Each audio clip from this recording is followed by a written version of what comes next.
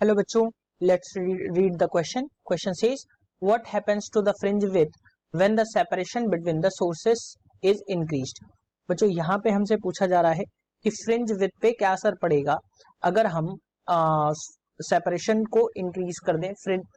Fringe width पे क्या फर्क पड़ेगा अगर हम सोर्सेस के सेपरेशन को इंक्रीज कर दें. बच्चों यहाँ पे हम सॉल्यूशन में बात करेंगे की कॉन्सेप्ट की.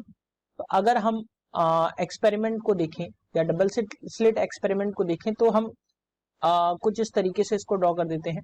ये जो सोर्स है, सोर्स से लाइट यहाँ पे आएगी बच्चों. तो इन दोनों के बीच का जो डिस्टेंस होता है, इन दोनों के बीच का, इन दोनों सोर्सेस के बीच का जो डिस्टेंस रहेगा वो होता है d. और इसकी इमेजेस को हम यहाँ पे फॉर्म करते हैं.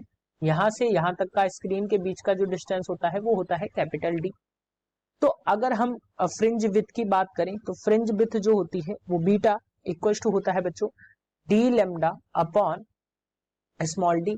यानी कि जो स्मॉल d है बच्चों वो क्या है, स्मॉल d जो है यहाँ पे वो सेपरेशन बिटवीन द सोर्सेस है. तो अगर हम d को इंक्रीज करते हैं, यहाँ पे अगर मैं बात करूं इन दोनों को अगर हम कांस्टेंट रखें d और लैम्डा को, तो फ्रिंज विड्थ जो होगी वो इनवर्सली प्रोपोर्शनल टू होगी d के, यानी स्मॉल d यानी सेपरेशन के. तो अगर हम बच्चों d को इंक्रीज करते हैं, मैं यहाँ पे लिख देता हूं, if d is increased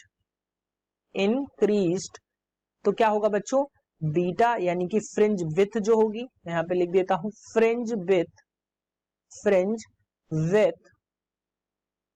is decreased.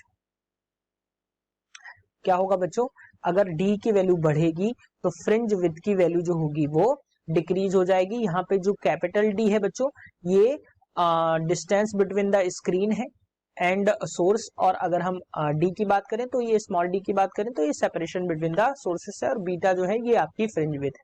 तो अगर हम d की वैल्यू बढ़ाएंगे यानी कि स्मॉल d की वैल्यू बढ़ाएंगे तो ये इसके इनवर्सली प्रोपोर्शनल है. जब d की वैल्यू बढ़ जाएगी तो बीटा की वैल्यू जो है वो घट जाएगी. सो बच्चों, this is the answer for your question. Hope you understood it well. Best of luck.